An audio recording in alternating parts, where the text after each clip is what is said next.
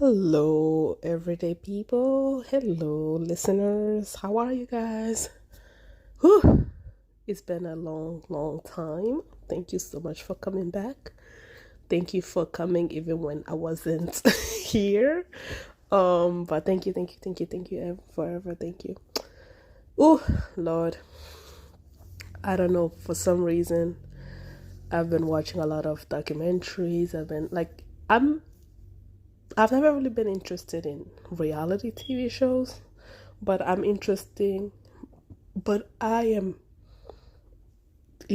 in docu-series, like not following people's lives like that. Like my shows are catfish, right? Investigations, those are my top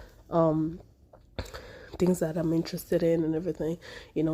I did a review of Bad Surgeon. I hope you listened to that. It was mind blowing. And now, let's talk about Reesa Teesa. This woman had me glued to my phone for 5 hours, and I'm only on episode 30. Like, episode 30. But because I've been rewatching and rewatching and rewatching because I cannot believe what I'm hearing. And the funny part is how she has been able to beautifully show us the intersectionalities of being a woman of color, a big woman, a woman who just wanted to be her turn, right? Regardless of your race, regardless of your body shape, regardless of where you come from, this woman beautifully portrayed each of us beautifully, like regardless of how smart, strong, capable, and not gullible that you think you are susceptible to fall for something like this. None of us can come out and say, oh yeah, I cannot be a Reesa Teesa. We all saw ourselves in her. And it's funny because I'm not going to go through the whole series because, child, I try to have at least like 30 minutes in my episodes. But I want to kind of like pick the themes or the major topics that she has been able to bring out. And the first one, I think, is insecurity, right? We all face insecurity. We all have insecurity. But I feel like women, in a way, insecurity is sort of ingrained in us one way or another, right? Some women are insecure about their weight. Some women are insecure about their beauty. Some women are insecure about their station in life. They're insecure. Like, first of all, for me, for example, my insecurity is not finding the person who will stand by me through my ambition. Like, that is one thing that, when it comes to dating, is something that kind of like gets me, right? It's like it's fun to go on dates and talk to people and stuff like that, but feeling like, well, because of my ambition, because of my career ambition, my pull to getting a man who can not feel threatened, who cannot feel like he's second citizen to me, is very small, right? So, and then I see the people around me who gets married, and 99% of the women who gets married around me, they settle because that's still, in a way, that's how society have kind of like told us. It's like, if you want to be married, you have to give up yourself. You have to give up your ambition. You have to give up your career. in order to have a higher chance of getting married. And because I am quote unquote self-centered, and I just believe in like the vision that God has given for my life and everything. I do not want to give up anything that I dreamt of. I don't want to give, like, I think I want to have it all, right? But the world tells me you can't have it all, right? You can't have it all. And so one of my biggest insecurity when it comes to dating is finding a man. He will be great. He will lure me in, swindle me for my love and everything. And then we get to marriage and then he's like, nah, I don't want you to work, or I don't want you to do this, or I don't want you to do that. I want you to tame yourself. Like, that's one of like my biggest thing that I worry about, right? So even me being, very confident, I walk, like when I walk, if you ever met me in person, you would think that me and stress has never even met, but I am the most stressful person you will ever meet and everything. But even me, who is a quote unquote alpha female, I have my insecurity. So imagine a girl who doesn't have a lot going for her, right? Imagine somebody who leans on their beauty, right? Imagine somebody who leans on their, I don't know, talent, right? So we all have insecurity. And when you listen to Reesa Teesa, subconsciously you could see her insecurity, right? She's a big woman. And that in this society, by this society I mean Western society, American society, is perceived as being less than. As an African, child, listen, men will cuss you out if you're skinny. Oh my God, this is the first time a man said that to me. I went on a date with this guy and he told me I was too skinny for him. And I'm like, I have never been told that, right? Because like, I'm not fat, I'm not also bony, right? I am in the middle, right? But not like, but I lean towards like, not the middle on the fat side, but like the middle on like, lean side, right? And then this man was like, he looked at me and he was like, ugh, you have a pretty face, but you're too skinny for me.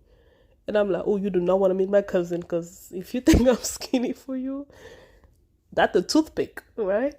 And yeah, he said, like, in my society, the one that I grew up in, men want to, because in African culture, like, the size of your woman displays the man's wealth, right? So when a woman get married and she's gaining weight, people will be like, oh yeah, her husband's taking care of her, she's well taken care of, she's beautiful, wow. People will be like, wow. Like, even if that man is abusing you, beating the hell out of you, because they see that you have gained weight, even though that weight can be due to stress, they be like, wow, you have a good husband. Your husband is taking care of you. Look at you. You have married well, right? Again, cultural perspective. So for me, looking at her is like, oh, child, please, of course. You go to Africa, you'll get 10 kings. Of course, right? But in the society that we live in, you look at her, she doesn't fit the mold of the society. So so by looking at her, you can perceive that maybe the reason why she allowed certain stuff to happen is because she doesn't get picked very much. And she said I wanted it to be my turn. And you can see, like, how many times do heavier women go out and feel like, when I go out, someone's gonna look at me and think I'm pretty and think I'm fine. You always feel like, even we see this in the media, like, bigger women, they're always like the sidekick, the clown and everything. So nobody takes them seriously in this society, right? And so you can just perceive that, oh my God, this man is doing something nice for me. This man has decided to come to me to get me to get my tire fixed and everything, so you're just like, wow, right? And the second the second theme that she brought up, and I kind of talked about this, is sort of like how women are not served. And y'all, I've talked about this so many times on this in this community, is like being a girl, regardless of society, you are a second-class citizen. You are. You may not be oppressed as if you were in North Korea. You may not be oppressed as if you were in a reclusive society, but women, we are second-class citizens.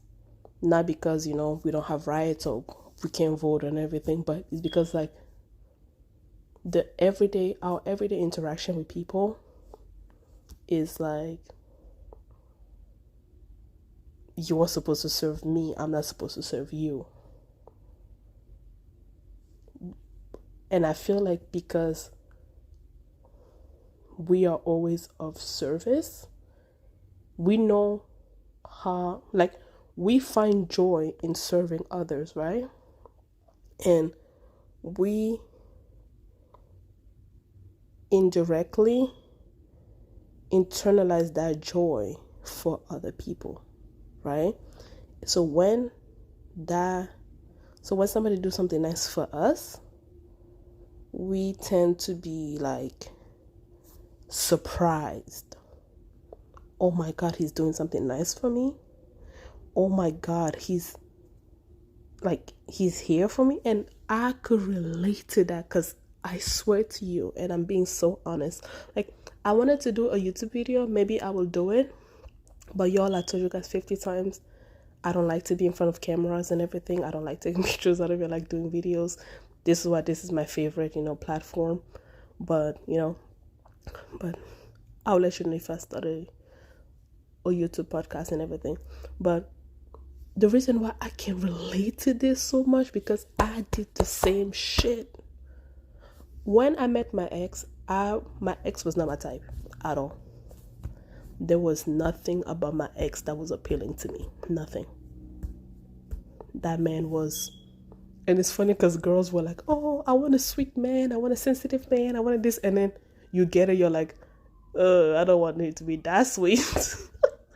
Girls, we can be assholes, let's be honest, right? We can be assholes and everything. But when I'm attracted to a secure man, I'm attracted, like, even when a secure man is jealous, like, they're not being jealous as, like, thinking somebody will come and get the girl. Their thing is like, you better know to not cross this line, right? Which is different. An insecure man is like, what are you doing? Where are you going? You need permission. You need to do this. Child, I do not have time for that. I do not have time for that, right? So when I met my ex, this man was, I used to be like, oh my God, and I know this is so wrong to say, but like, and you have to meet him to understand what I'm saying. And I think internally, I was rejecting him because his spirit and my spirit were not just getting along, right? But he was too soft. And I'm not saying the soft as being like, he's too, but he was just like, he would say futile things. He was worrying about the wrong stuff. This man was on social media. I'm sorry, and I'm not meant to be stereotypical, but it's like, I don't need my man to be gossiping about stuff that he saw on social media. That shit pisses me off, because me as a person, I'm not even a social media person. Like, I can see something and I'll be like, never mind. Like, I don't worry about futile things, So my man will literally have a whole conversation about something that happened on TikTok. He'll have a whole 3-hour conversation, and that shit will piss me off. Like, this man will wake up in the morning, before he even say hi to me or kiss me good morning, he's on TikTok scrolling. And I'm like, what type of man does that? That's not a man to me. That's a boy. he's not a man, he's a boy. So he would just do things that would like get at me. It would piss me off and be like, why am I dealing with this man, right? And everything was, this man would throw a tantrum, literally a tantrum. He would wake up, he would say good morning, he would smile, he would be great. And then 10 minutes after, he's silent. You ask him, hey, do you want to eat? He'd be like, no. Do you want to go out? No. Do you want to do this? No. Do you want to do this? No. And he'll give you the whole silent treatment. And then you're there. And mind you, I had a studio, so everything is out in the open. So I'm like, I don't like to be uncomfortable in my own space. And we were in my house. This man would come to my house and give me the silent treatment in my house. And in my head, I'm like, why did you show up? Why did you even come? Right? And then I'll be like, okay, in order to kind of like get away from just being awkward, and mind you, this is also COVID, right? I would do a whole video on why it was a bad idea for me to date during COVID. But this man will come in and he's giving me the silent treatment. He's not talking to me. He's not saying anything, right? So in order for me to just kind of get fresh air and get out of this like madness, I will go out to the park or something. Then this man is calling me, and then he'd be like, why did you go out? Excuse me. He'd be like, yeah, I came here to see you, but you left and you didn't even say anything to me. Nah. And then it's like, you don't appreciate my presence. You are going out to have fun. Like, who are you out with and everything? And I'm just like, my dude, you came to my house and you have not spoken to me for 5 hours. And I would try to have conversation with this guy. Mind you, like, you know, like I bought games, for things for us to do. The Negro would not talk to me for 5 hours. He would not say nothing to me. And he will have the audacity when I leave to get out of, because I hate being uncomfortable in my own space. And I don't want to be like, then get out, right? So I'm the one that's leaving. I'm the one that's leaving my own house. The house that I'm paying for, that this fool is not paying for. And he will call me and be like, yeah, I came to see you and you are not here. I'm just like, is this man a psychopath? I will break up with that fool every single week. I will break up with him every single week. But here's why I allowed that fool to stay with me for a year. Here's why. He did 2 things that I wasn't used to getting. The first thing that he did was I'm somebody who have really bad cramps when I have my period. Like really bad cramps. I will literally be on the floor. You would think I'm having like a psychiatric like attack or something, or like a heart attack, because like I can't move, I can't get up, I can't do anything, right? And whenever I'll have my period, especially when I'm home with my family, my mom will be like, well, I had my period and it was tough to get over it, right? It's like, oh, well, will you call out over a period and everything, over your cramps? Nah. And like, until today, she doesn't believe that my cramps are really that bad, right? And then, so it was always something that I had to deal on my own, right? So when I'm having my cramps, I will wait until I'm feeling better. And then, like, I would get up and get my own medicine. Like, no one would come get medicine for me. No one would do stuff for me and all that, right? The first month I had my cramps, when I was with this fool, he got up in the middle of the night, because, again, I'm shaking, I'm moving, right, in my sleep and everything, and I'm moaning because I'm in pain.